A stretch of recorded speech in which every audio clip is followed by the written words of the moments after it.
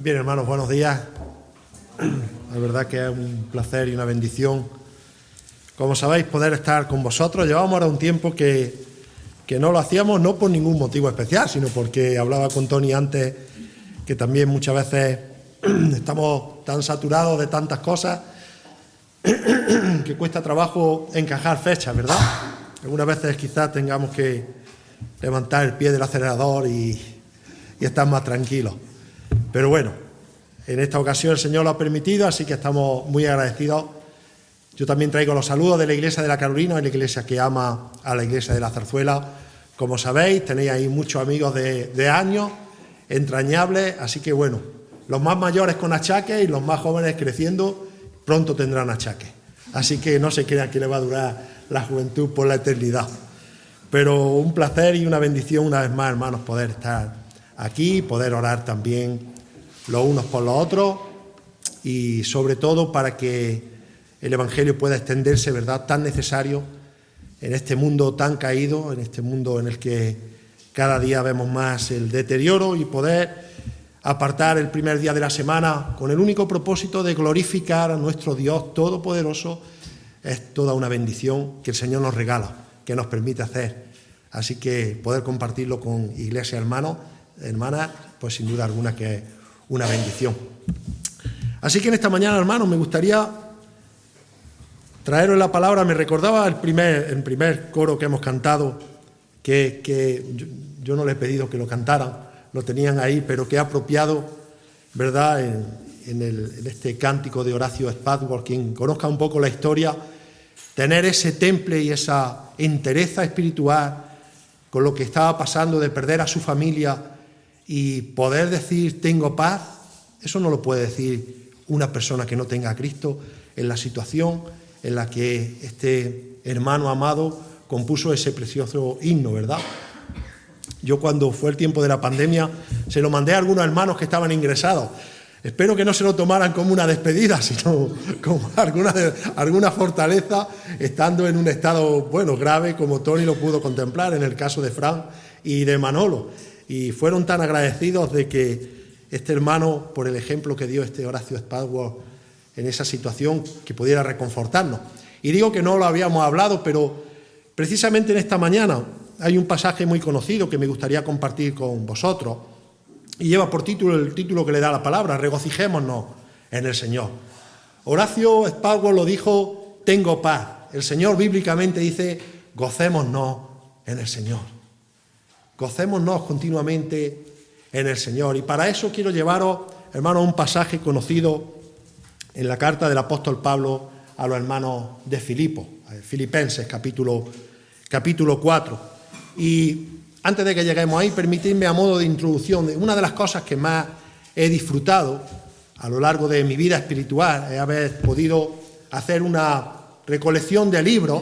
No he sido un gran lector a lo largo de mi vida, excepto el periódico, los deportes, revistas de moto y de coches, que eso me encantaba, pero no quiero presumir ahora de que he sido un gran lector y he tenido una colección tremenda. Pero a partir de conocer al Señor, no solamente empecé a hacerme de buen material cristiano, sino muchos hermanos me regalaron muy buenos libros. Dentro de la colección que tengo buenos libros y malos libros. No todos son buenos, pero puedo disfrutar de la lectura de ellos. Y cuando estaba estudiando este pasaje, predicando la predicación, me acordé de un libro que me regaló un hermano y me gustó mucho, y se titulaba Ninguna enfermedad. Ese llevaba el título, a lo mejor algunos los conocéis, del doctor Macmillan, un médico en la universidad en Houston, en College, Nueva York, y fue un médico que en su vida espiritual estuvo de misionero por más de 12 años en África. Y el prefacio de este libro, al principio del libro, Ninguna enfermedad, él comienza diciendo lo siguiente. Esto es cita literal del libro: la tranquilidad no viene en cápsulas. Es lamentable que no sea así, porque la ciencia médica reconoce que tales emociones como el temor, la tristeza, la envidia, el resentimiento y el odio son la causa de muchas de nuestras enfermedades. Se estima que todas estas acciones o emociones son responsables de un 60% de todas las enfermedades que tiene el ser humano. Él continúa diciendo, la tensión emocional puede causar alta presión sanguínea, puede causar bocio, migraña, artritis, apoplejía, afecciones del corazón, úlceras gastrointestinales y un sinnúmero de enfermedades demasiado grandes para mencionarlas. Como médicos, no podemos recetar drogas para aliviar los síntomas de esas enfermedades. Pero es poco lo que podemos hacer para combatir la causa, los disturbios emocionales. Y él continúa diciendo, es lamentable que la tranquilidad no venga en cápsulas. Ahora, hermano, pensando en esta cita y meditando no en la cita en sí, pero haciendo una reflexión de lo que este doctor, hermano en la fe, escribió, yo pensaba, bueno, si realmente la felicidad viniese en cápsulas, y aquí tenemos médicos, sería uno de los medicamentos más vendidos, más solicitados en la farmacia. Eso no nos cabe ninguna duda a ninguno de nosotros, ¿verdad? Pero me hacía otra pregunta, pero ¿cuáles serían los componentes de la cápsula de la felicidad? Bueno, científicamente no lo sé. No sé si lo hay. Al menos que dure toda la vida. Pero, según nuestra sociedad nos enseña, hay muchos factores que contribuyen a ello, ¿verdad? La gente busca la felicidad por medio de todos los productos que nos venden la televisión, diciéndonos que nosotros valemos mucho, que somos muy importantes, que debemos dedicarnos tiempo a cada uno de nosotros. Probablemente este sería un elemento, ocuparnos de nosotros, sin importarnos todo lo demás. Otro sería los productos de belleza. Hay un anuncio de televisión que dice, porque tú lo vales. Y todo eso le crece a uno la autoestima. Ah, mira, hay alguien que me valora. Así que porque yo lo valgo me voy a comprar este maquillaje, como ya los maquillajes valen tanto para hombres como para mujeres, esto ya vale para todo el mundo y por un tiempo me va a producir una felicidad. Otro elemento es la ropa, ¿verdad? Ver un armario lleno o ver los recursos que tenemos también puede producir cierta felicidad. Para algunos la felicidad se la produce en un par de cervezas o un par de copas de vino. No es recomendable siempre que se abuse, pero hasta el apóstol Pablo lo recomendó. Así que vemos un montón de sugerencias del mundo que nos llevan a buscar esa felicidad. Ahora bien, tristemente sabemos que hay mucha gente que invierte un montón de dinero en esto, que invierte un montón de tiempo de su vida en esto y al final están basando la felicidad, el gozo, solamente en cosas circunstanciales, solamente en cosas materiales. Y yo siempre suelo decir, dura la felicidad lo que dura la efervescencia del momento. Lo que dura, lo que abre una Coca-Cola, la deja un rato y se le ha ido toda la fuerza y se convierte en una bebida que es tan refrescante y tan buena, pasa un rato y es prácticamente un jarabe ahí que te deja la lengua como la suela un zapato. Ahora, hermano, esto es una realidad, ¿verdad? Dura lo que dura el efecto relajante. Sobre todo, también nos damos cuenta, cuando pensamos de esta manera, lo mucho que nos amamos a nosotros mismos. De tal manera que algunas veces pensamos que cuando no tenemos felicidad es porque hay alguien o algo que está intentando continuamente robarnos la felicidad o el gozo. Ahora, de la misma manera que decimos que esta posible píldora tiene unos productos que le ayudan, todo medicamento también tiene una oposición, ¿verdad? ¿Cómo se le llama en el argot médico? Unas contradicciones, ¿no? Cuando leemos el prospecto, que yo no sé quién se lee el prospecto, solamente nos pasa como cuando se nos rompe un aparato de televisión, lo miramos a última hora y como vemos la letra tan pequeña lo abandonamos, pasa un poco igual, pero realmente nos damos cuenta que la felicidad no viene siempre como consecuencia de lo que nosotros tenemos.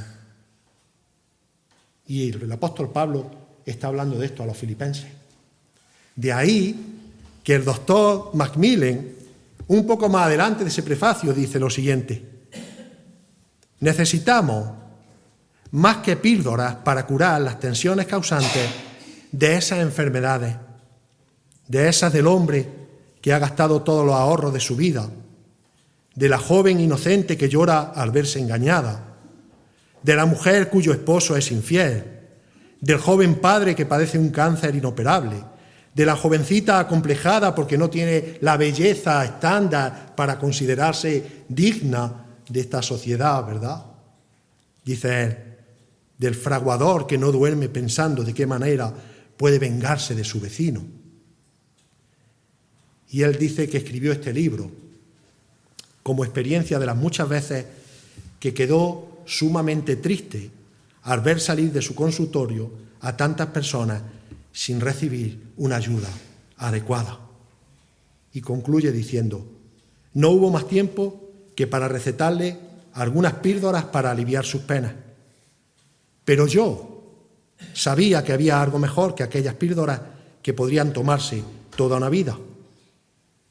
Y continúa diciendo, en este libro he escrito lo que hubiera recetado a esos pacientes si solo hubiera tenido más tiempo. Y concluye ahí, y luego la introducción del libro. Ahora, hermano, es real esto, ¿eh? Un hombre desde la perspectiva de su trabajo, desde la pasión por Cristo, desde haber estado de misionero, de haber tratado con tantas personas que continuamente buscan la felicidad y el gozo, y nosotros como creyentes, sabiendo que cada día que el Señor nos regala, lo tenemos que usar y redimirlo para predicar el Evangelio que produce un gozo no efímero, sino un gozo eterno, lleguemos a la conclusión de si hubiésemos tenido más tiempo. Porque el tiempo nos lo regala el Señor, hermano. No para estar tan preocupados por nuestra felicidad, porque la vida se basa en la felicidad y en la infelicidad, pero el apóstol Pablo lo está presentando aquí de una manera maravillosa. El gozo interminable a pesar de cualquier circunstancia, a pesar de cualquier dificultad por la que pasemos, que vamos a pesar de cualquier situación, por muy angustiosa que sea, por muy difícil que sea, y se ha repetido en esta mañana, y Pablo lo leía en la doxología, nada está por encima del poder de Dios que nos está preservando para llevarnos a la gloria eterna, con cuerpos glorificados, santificados, para estar pasando toda la vida feliz, sin necesidad de una píldora, sin necesidad de un medicamento, sin necesidad de un buen trabajo, sin necesidad de un buen coche, sin necesidad del mejor esposo, sin necesidad de la mejor esposa, solamente con la presencia de Cristo. Con la presencia de Cristo. Así que esa búsqueda eterna de la felicidad, el apóstol Pablo se lo va a exhortar a los hermanos de Filipos, hermanos, y a nosotros en el día de hoy, a pesar de nuestras circunstancias, a regocijarnos siempre, a estar gozosos en el Señor siempre. Así que llega el capítulo 4 de Filipenses, los versículos que van del 4 al 7, y dice lo siguiente. Regocijaos, un pasaje conocido, hermano. Regocijaos en el Señor siempre. Otra vez digo, regocijaos. Vuestra gentileza sea conocida de todos los hombres. El Señor está cerca. Por nada estéis afanosos, sino sean conocidas vuestras peticiones delante de Dios en toda oración y ruego con acción de gracias. Y culmina el versículo 7. Y la paz de Dios, que sobrepasa todo entendimiento, guardará vuestros corazones y vuestros pensamientos en Cristo Jesús. Ahora, hermanos, qué maravilla escuchar esto como creyentes en medio de todas las adversidades por las que pasamos, ¿verdad? Porque esta exhortación cariñosa y amorosa del apóstol Pablo en una carta en la que resalta el gozo de los creyentes sigue teniendo la misma vitalidad el día que la escribió, siendo inspirado por Dios, que la tiene en la actualidad, en el día de hoy, para cada uno de nosotros. Así que las palabras que el apóstol Pablo le está dirigiendo aquí a los hermanos están puestas ahí para ofrecernos a nosotros en la actualidad, queridos hermanos, un entendimiento claro de cómo podemos llegar a la paz que solamente da el Señor Jesucristo, da la obra de Cristo, la tranquilidad y la felicidad que todo el mundo desea, pero que no todo el mundo alcanza a tener, porque como decía nuestro hermano esta mañana también, porque están rechazando la fuente del gozo, la fuente de la felicidad que se ve reflejada perfectamente en la persona del Señor Jesucristo. Así que nos damos cuenta que aquí va a ofrecer un entendimiento a nosotros como creyentes y también, si hay alguien que no hay creyente, cómo poder llegar a alcanzar ese gozo en medio de las dificultades.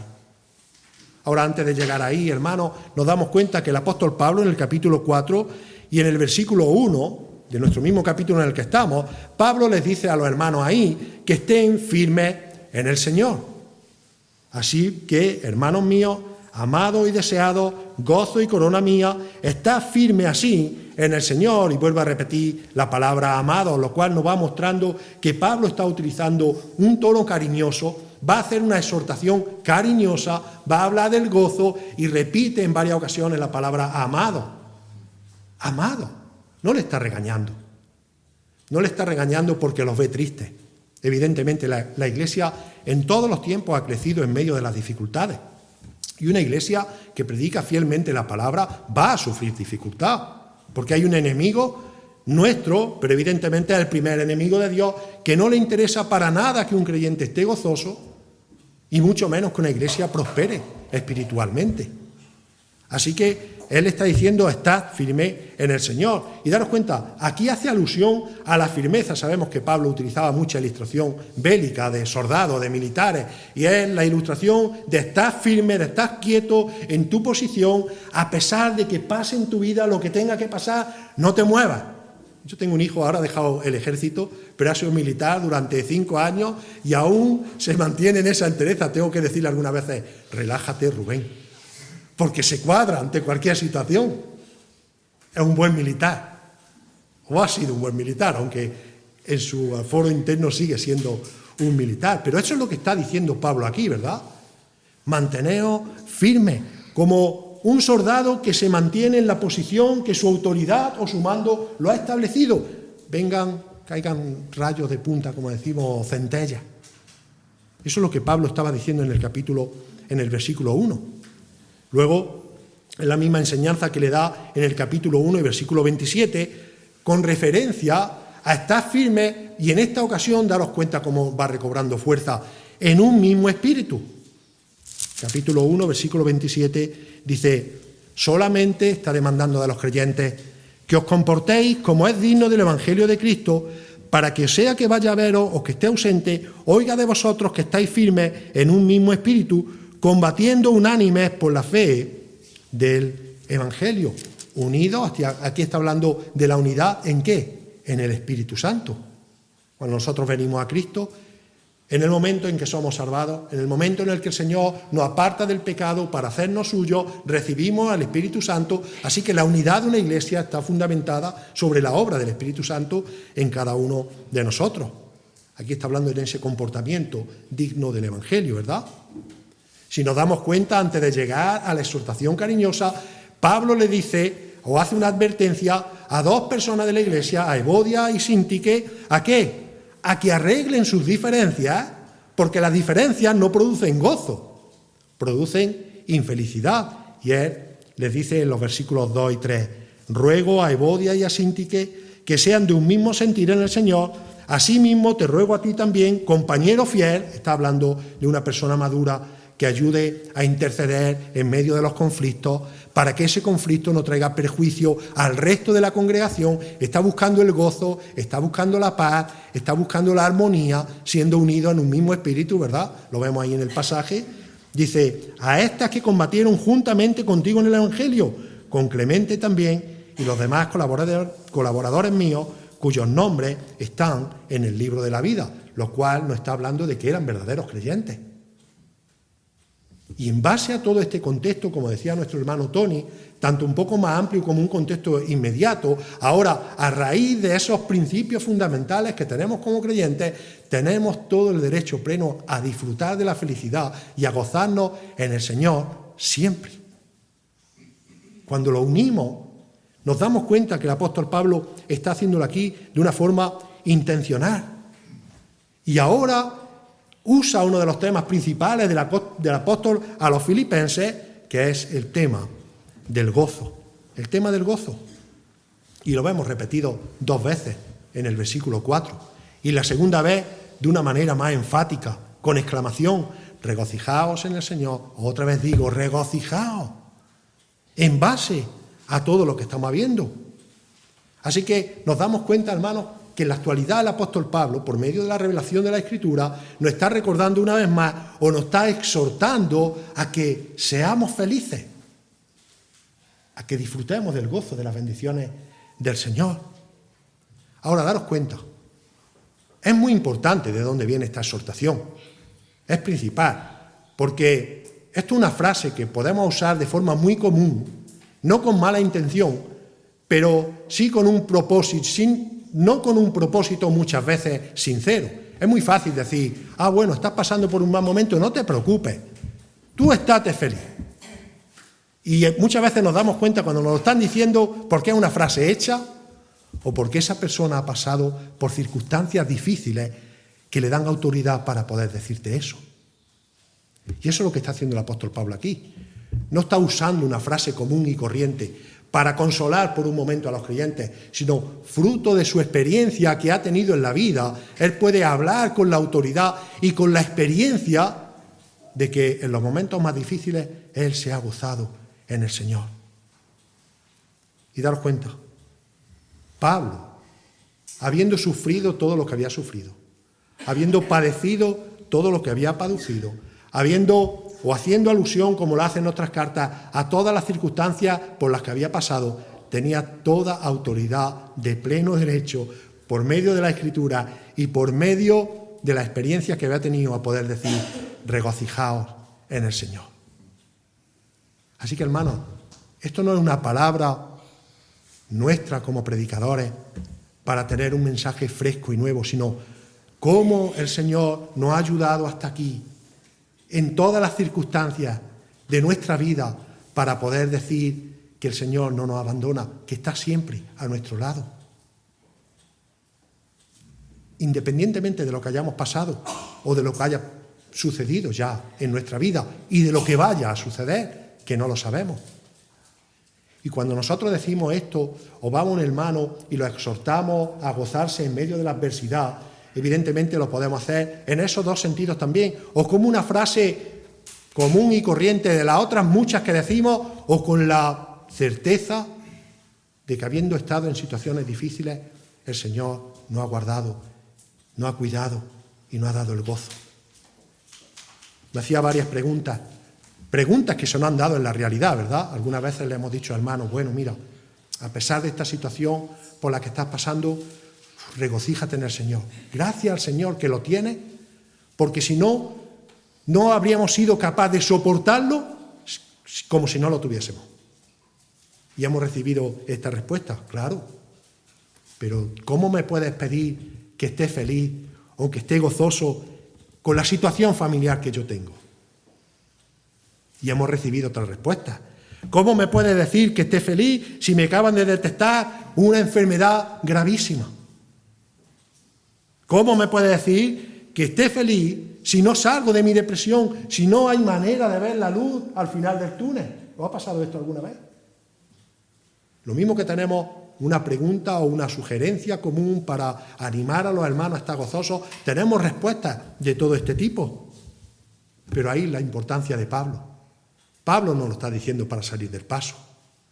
Pablo no lo está diciendo para contentarnos el oído, sino Pablo está diciendo en base a la experiencia que había recibido a lo largo de su vida.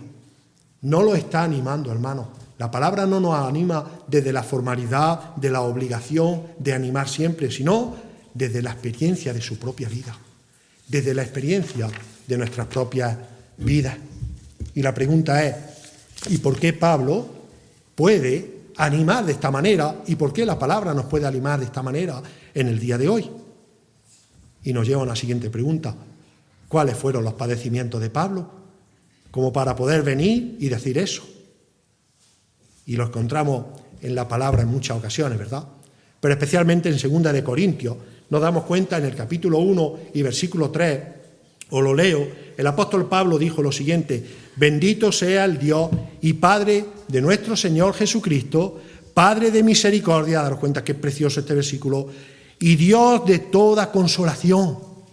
Aquí está hablando el apóstol Pablo, una vez más. Dice, el cual nos consuela, ¿en qué? En todas, lo cual quiere decir que no hay ni una en la que no nos consuele, en todas nuestras tribulaciones, para, y aquí vemos el propósito, por eso el apóstol Pablo lo está haciendo también, para que podamos también nosotros consolar, para que nosotros, en base a las experiencias que hemos vivido en nuestras propias carnes, por las que hemos derramado tantas lágrimas, por las que hemos clavado tantas veces las rodillas para orar, porque la hemos experimentado en nuestras propias carnes, como resultado podamos consolar a los demás, habiendo recibido el consuelo que Dios nos ha dado. Es el propósito de lo que Pablo está diciendo aquí. Esos son los para qué. Para que podamos también nosotros consolar a los que están en cualquier tribulación. Daros cuenta, no la especifica, en cualquier tribulación. ¿Cómo? Por medio de la consolación con que nosotros somos consolados por Dios. Ahora, daros cuenta, hermano, aquí en Corintios Pablo está hablando de que él era consolado por Dios cuando las situaciones en su vida, cuando las situaciones por las que había pasado eran precisamente las más propicias como para decir, basta, no sigo con esto. Me han pegado una paliza cada vez que he predicado el Evangelio, me han arrestado por causa de Cristo, me han llevado a juicio, no puedo más, mi cuerpo no lo soporta, mi vida no lo soporta. Y sin embargo, ¿qué dice? He sido consolado. Pase lo que pase, el Señor ha estado a mi lado. Esto produce gozo. Él dice, el cual, haciendo referencia al Señor, nos consuela en todas nuestras tribulaciones. El autor de las palabras a los filipenses está diciendo que toda la situación que había pasado eran situaciones duras y difíciles. Ahí la palabra traducción, o sea, tribulación, hace referencia, hermano, a una presión aplastante. ¿O ha pasado alguna vez que habéis pasado por situaciones en las que te falta el aire? En las que no tienes aliento para respirar? En las que estás tan angustiado, tan sumamente angustiado, o sea por el maltrato físico, como sea por el maltrato de cualquier tipo, en el que lo único que te consolaría es desaparecer en ese momento. Y eso es lo que Pablo está diciendo ahí. Esa es la traducción de la palabra tribulación, algo que te quita el aliento, algo que te oprime, algo que trata constantemente de debilitarte. Hemos pasado por esto. El apóstol Pablo dice que sí. Pero esto le ha servido en su vida, no para decir abandono, lo dejo, me voy, sino para poder consolar un tiempo después a los hermanos de Filipos en medio de situaciones angustiosas, en medio de situaciones difíciles. Cuando el apóstol Pablo le escribió a los Corintios, se escribió en el año 55. Y ahora lo tenemos aquí, hablándole a los filipenses 5 o 6 años después. Y precisamente por eso, con toda la autoridad de haber padecido, pero de no haber perdido el gozo. Utilizando su tribulación, utilizando su angustia, utilizando sus presiones para poder llegar a un hermano de la iglesia de Filipos, que era una iglesia que estaba creciendo de forma sana, y poder enfatizar, regocijaos en el Señor, regocijaos siempre, siempre. Así que, hermano, Pablo tenía no solamente la autoridad para hacerlo por inspiración divina, sino que tenía la experiencia en su propia vida para decirlo. Y daros cuenta, porque aquí hay aplicaciones, hermano. Cuando pasamos por dificultades, no la usemos para decir, yo lo he pasado peor que tú. Porque no todo el mundo tiene la misma capacidad de soportar diferentes dificultades. No todo el mundo. Y sabemos las dificultades que soportamos solamente cuando nos pasa. No todo lo peor es lo que nos pasa a nosotros. La mayor angustia para una persona débil puede ser que le duela la uña más pequeña del dedo. Y para otra, puede ser otra cosa más tremenda. Usamos todo eso, hermanos, para poder consolar. Y consolar significa consolar, no poner una carga en otro hermano. Peor lo he pasado yo. No, hermano, sea cual sea tu circunstancia, te aseguro que puedes estar gozoso en el Señor. Y si ese hermano sabe por lo que has pasado, no te va a hacer ni una pregunta. Ni una sola pregunta. No te va a hacer un interrogatorio. No va a querer enterarse de lo que has pasado. Sencillamente va a decir, gracias, porque ese mismo Señor que te consuela a ti, que te alivia a ti, que te da el gozo a ti, es mi Señor que me lo va a dar a mí, aunque las circunstancias sean diferentes por completo, la tuya o la mía. Así que gocémonos, diríamos. Y eso es lo que el apóstol Pablo está diciendo así. Y él utiliza esa palabra, regocijaos. El significado es sencillo, estar alegres, estar felices. Pero no estar alegres y estar felices por cosas circunstanciales. Aquí la definición de la palabra es estar felices y estar tranquilos de forma calmada. Es decir, de forma relajada. De forma tranquila. Aunque la situación por la que pasemos sea esa situación que nos está ardiendo la sangre por dentro, que nos está haciendo apretar los puños, que nos está haciendo que nuestra mente se dispare al pecado, es decir, calma, calma, calma, porque el Señor está al control absoluto de toda esta circunstancia, de toda tu vida. Es esa paz calmada que, como decíamos en la introducción, no la produce, hermano, nada material, ni el mejor perfume, ni el mejor coche, ni la mejor circunstancia, porque eso es cambiante, ¿verdad? Todos hemos tenido momentos buenos y momentos malos. Todos sabemos lo que es la felicidad y todos sabemos lo que es la tristeza. Todos sabemos lo que es la angustia y todos seguro aquí sabemos lo que es estar tranquilos. Aunque nos preguntemos, digamos muchas veces, hoy no sé lo que me va a durar esta tranquilidad, porque esto no sé yo que no dura mucho. Pero bueno, habrá un día en el que nos dure toda la eternidad, hermano. Toda la eternidad. Pero esa paz calmada, ese gozo en el Señor, esa tranquilidad relajada a pesar de las circunstancias, tiene una fuente. Y por eso Pablo está haciendo aquí esa alusión. Porque él dice, regocijaos, pero además apunta dónde podemos encontrar ese regocijo. ¿Y dónde marca Pablo la fuente? En el Señor. En el Señor. Aquí es la segunda vez que el apóstol Pablo les dice la fuente de ese gozo que para la gente de la calle, que para la gente del mundo es imposible ver. Como decíamos, cuando le estás presentando realmente que pueden obtener, no le predicamos el Evangelio a la gente para que sea feliz, porque como creyentes pasamos por infelicidades, ¿verdad? Le presentamos el Evangelio a la gente, como Pablo decía, para que Dios no descargue su ira sobre ellos. El peor enemigo de un pecador no es Satanás, el peor enemigo de un pecador es Dios, porque va a descargar toda su ira sobre él. Satanás no tiene suficiente poder como para hacer eso, pero Dios sí lo va a hacer. Así que, independientemente de que la salvación va a producir felicidad en nuestras vidas, porque nos va a dar la tranquilidad calmada, solamente puede venir del Señor. Eso es lo que el apóstol Pablo está apuntando aquí, ¿verdad? Ese gozo no procede sino de una obra sobrenatural del Señor en nuestras vidas. Somos salvados por medio del arrepentimiento de nuestros pecados. Venimos a Cristo, como hemos escuchado esta mañana, participando de los símbolos, y automáticamente que somos salvados, el Señor nos da el Espíritu Santo para guiarnos, para exhortarnos de pecado, para ayudarnos, para consolarnos, para todo lo que necesitamos. Nosotros estamos en Él y Él está en nosotros. Y nos damos cuenta, hermanos, que cuando nosotros presentamos el Evangelio con la única intención de que las personas se crean que no van a tener problemas, es un error. Porque como creyentes hemos tenido problemas y los vamos a seguir teniendo. Le presentamos el Evangelio y, hermanos, predicamos el Evangelio en primer lugar porque lo peor está por venir. Para una persona que no tiene a Cristo, Lo peor está por venir.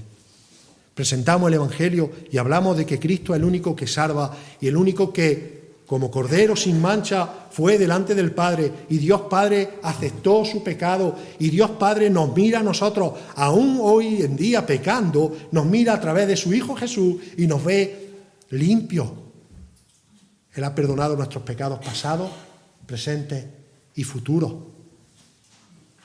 Y Él lo sabía todo, desde antes de la fundación del mundo.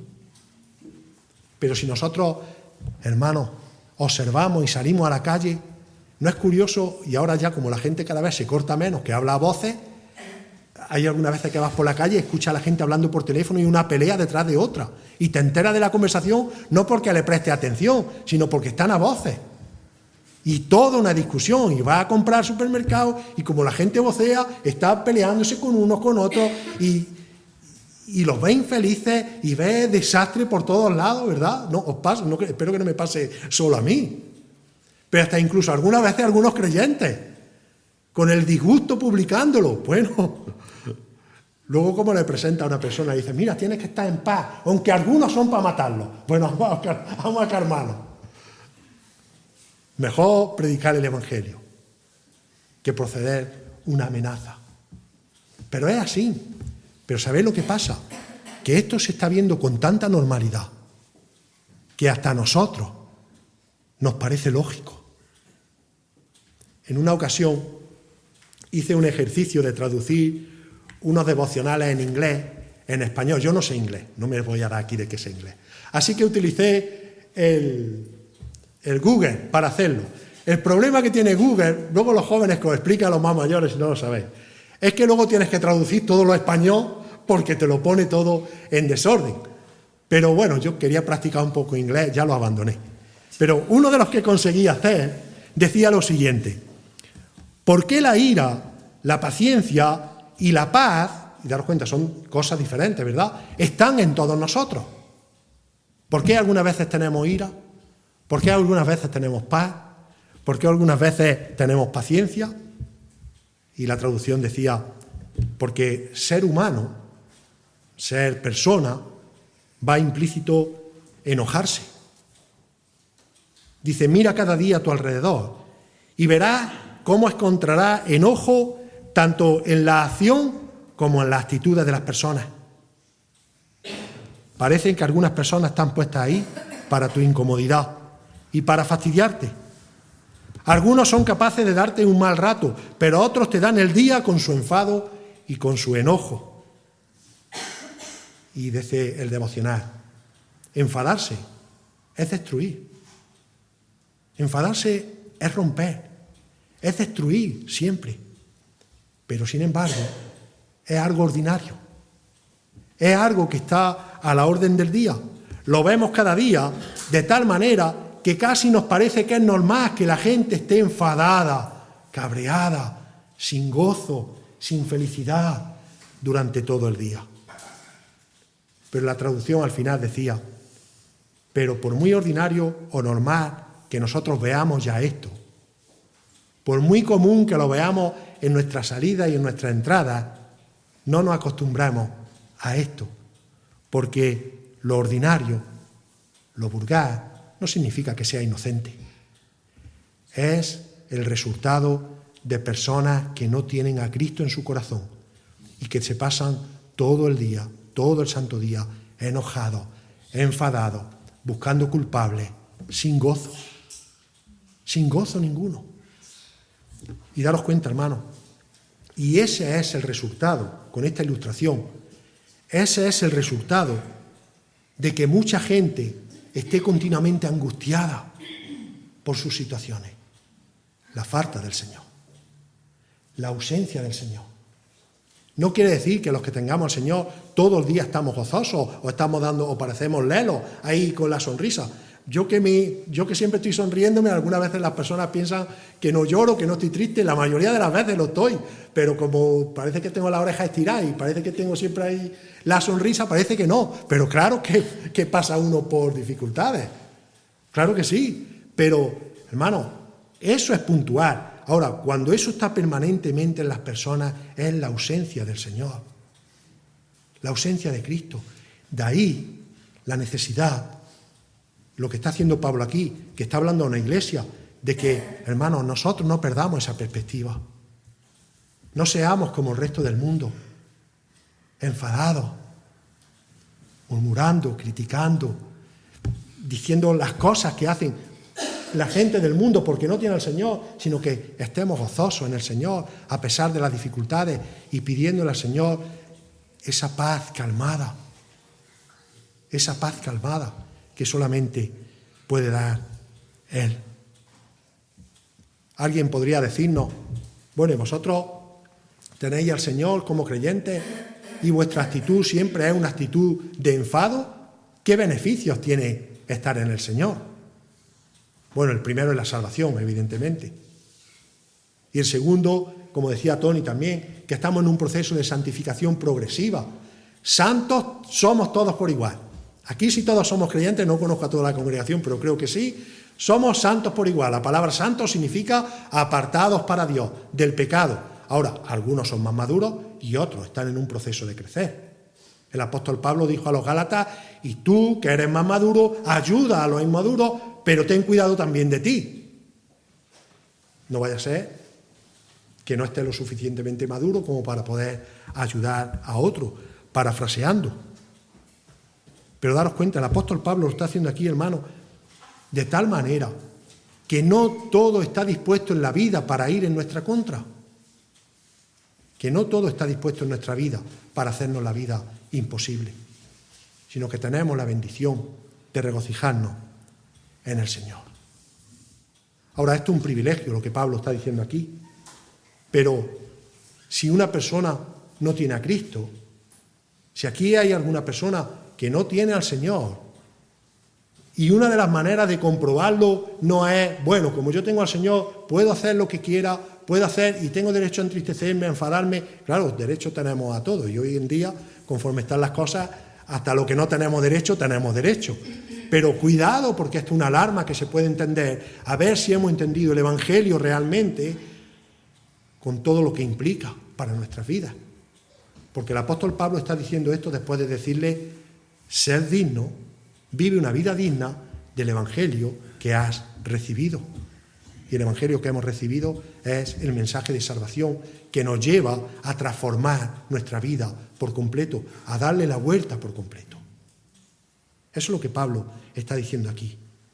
Así que, si no tienes a Cristo, no tienes la fuente del gozo que viene de Cristo. No tienes la fuente, la esencia de la felicidad que produce Cristo. Y ahí hay un llamado urgente a ven a Cristo, no para ser feliz toda la vida, sino porque lo necesitas por tu pecado. Porque morir sin Cristo nos lleva a la perdición eterna, nos lleva a la condenación eterna, nos lleva a la tristeza eterna, nos lleva a la peor situación que el ser humano puede tener. Ahora, cuando el Señor nos salva, nos consuela, eso es lo que Pablo está diciendo aquí. Regocijaos en el Señor siempre, otra vez digo, regocijaos. Y daros cuenta de lo que produce esto también. Vuestra gentileza sea conocida de todos los hombres, el Señor está cerca. Esto es muy interesante, hermano, porque daros cuenta, algunas veces pasamos buscando ese gozo o esa felicidad, pero aquí el apóstol Pablo ahora está haciendo una demanda. Sigue en un tono cariñoso, sigue en un tono afable, sigue hablando con amor a los hermanos, pero ahora le demanda una actitud diferente, por eso poníamos las ilustraciones anteriores, le demanda una actitud diferente y es en base a la conducta cristiana. Dice, vuestra gentileza, no está hablando de varios grupos, está hablando a la iglesia, vuestra gentileza sea conocida de todos los hombres, el Señor está cerca. Y les pone como una motivación en esa frase final, ¿verdad? ¿Cuál es la diferencia de enojarse? Ser amable. Es la amabilidad, ¿verdad? La diferencia de estar uno enojado es la amabilidad. Si el enojo continuo es fruto de que una persona no tiene la fuente de la felicidad, que es Cristo, no puede estar contento, no puede estar gozoso. La amabilidad es todo lo contrario. La amabilidad es un fruto del Espíritu Santo. Aquí vemos un contraste realmente tremendo. Pablo está diciendo aquí, vuestra gentileza, y deberíamos hacernos la pregunta, ¿y qué significa gentileza para un creyente? Para saber aplicarlo, ¿verdad? Algunas veces decimos las definiciones, pero a lo mejor por gentil interpretamos algo que no es lo correcto. ¿Qué es la gentileza? Y daros cuenta, aquí la traducción en el original, Pablo se refiere a un contentamiento generoso hacia los demás. Todo lo que nos vende la publicidad que nosotros merecemos, aquí dice, ser gentil para beneficiar a otro, ser generoso para beneficiar a otro. Y eso va a producir felicidad en ti. ¿Y qué nos diría el mundo? Sí, hombre, no soy feliz yo conmigo mismo, le voy a dar yo. Pero es lo que Pablo está diciendo. Vuestra gentileza sea conocida de todos los hombres. Nuestro sacrificio personal por el bien de otra persona. Lo que este mundo es tan difícil que veamos. Y mirad que hay obra social a lo largo del mundo, ¿verdad? Muchísima. Pero ¿cuánto hay detrás de mucha obra social que buscan intereses propios? Y sin embargo aquí no está hablando de una cosa material, sino generosidad hacia los demás. Una definición más concreta es tener misericordia, ser clemente frente a las faltas de los demás, frente a las debilidades de los demás, frente a los fallos de otros. Claro, aquí vemos la diferencia, hermano, de una vida transformada realmente por el Señor, que te produce gozo cuando tú estás haciendo el bien, y esto no quiere decir que seamos tolerantes con el pecado, porque el Señor mismo no es tolerante con el pecado, pero sí utilizar todos los procesos bíblicos para saber cuando hay que utilizar la disciplina bíblica, pero también saber cómo traer un hermano de nuevo al redil por medio de la gracia y por medio de la misericordia y por medio de estar a su lado constantemente, nos cueste lo que nos cueste. Esa es la gentileza del creyente. Y esa es la gentileza que Pablo está mirando aquí. Y dar cuenta, no hay una palabra en español que exprese la riqueza de esa palabra gentileza, porque su significado es amplísimo. Condescendencia, cordialidad, amabilidad, gentileza, comprensión cariñosa, afección, simpatía, consideración, caridad, mansedumbre, benignidad, bondad, etcétera, etcétera, etcétera. Y hermano, Dios tiene atributos que son incomunicables, solamente le pertenecen a Él. Ninguno podemos ser dueños de esos atributos incomunicables, pero Dios tiene atributos comunicables y eso significa que si Dios es capaz de amar de la forma en que nos amó a nosotros, como hemos escuchado esta mañana, que sin ser merecedores tuvo gracia para salvarnos, tiene gracia y misericordia para soportarnos cada día, nosotros tenemos que hacernos dueños de ese atributo comunicable y ejercerlo a los demás, porque hemos sido capacitados para hacerlo por medio de la obra del Señor Jesús en nuestra vida. Así que el apóstol Pablo no está lanzando aquí palabras al vuelo, hermano. No está diciendo, venga, vamos a un mensajito que... No, está hablando de algo que podemos hacer. No solamente que podemos hacer, que estamos llamados a hacer. Nuestra gentileza sea conocida por todos los hombres. ¿Por qué? Porque el Señor está cerca. Y aquí podemos usar esta frase de dos maneras. Una, porque es verdad, cada día que pasa es una oportunidad más porque el Señor está más cerca. Pero otra, en la interpretación es que el Señor está cada día con nosotros. Por eso se hace válido en nosotros. No solamente porque hay una realidad de que la venida del Señor no se retarda cuando llegue su día, de la misma manera que envió al Señor Jesús a venir a la tierra y morir por nosotros, Él va a venir a recoger a su iglesia y a llevarnos con Él. Es una realidad. Pero también es una realidad que el Señor está cerca cada día de nosotros. Hoy estamos celebrando esta reunión, ¿para qué?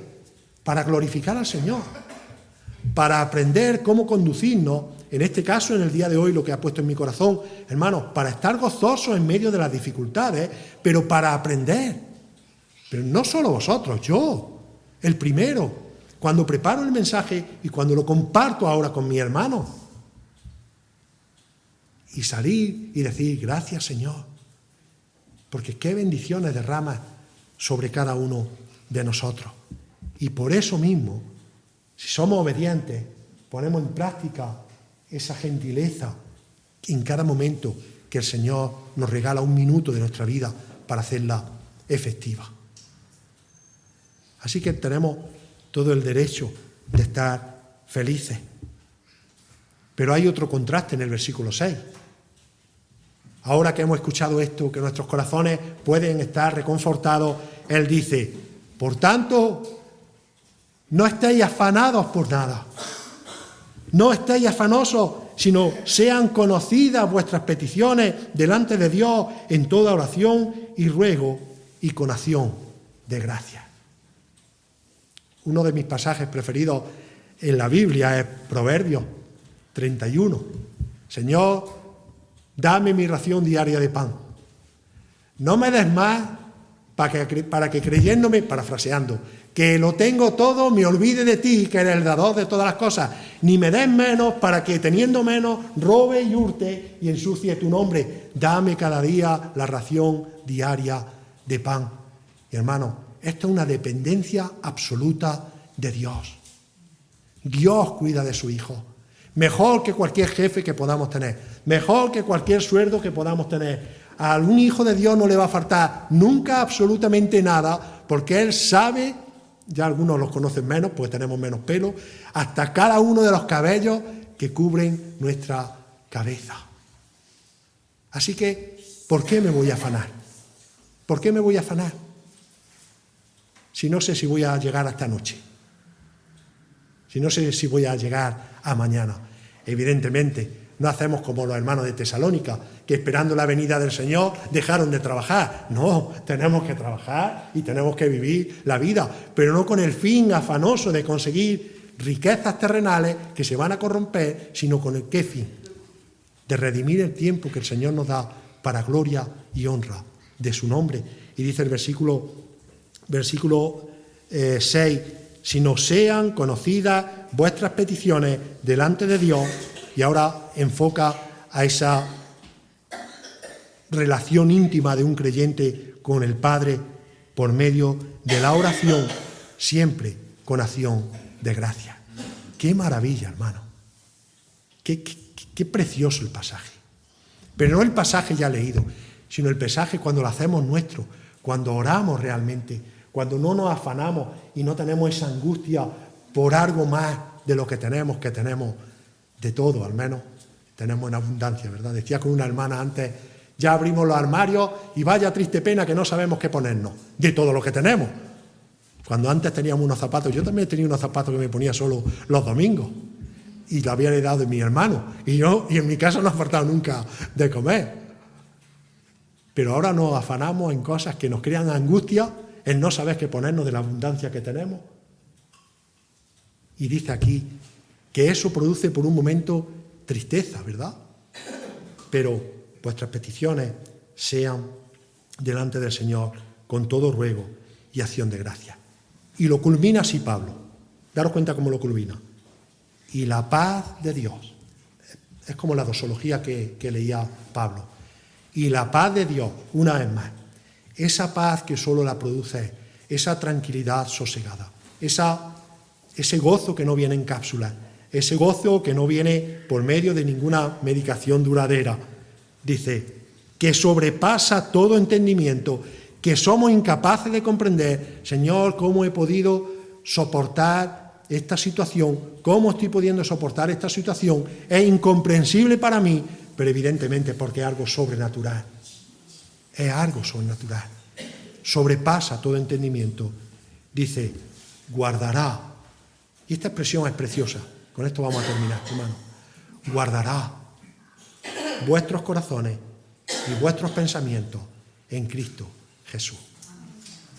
Recuerdo que compramos una casa en la Carolina. Tenía yo a mis hijos pequeños, es cuando estaba trabajando con el camión. Y el patio de mi casa daba a un barrio que no era muy buen barrio.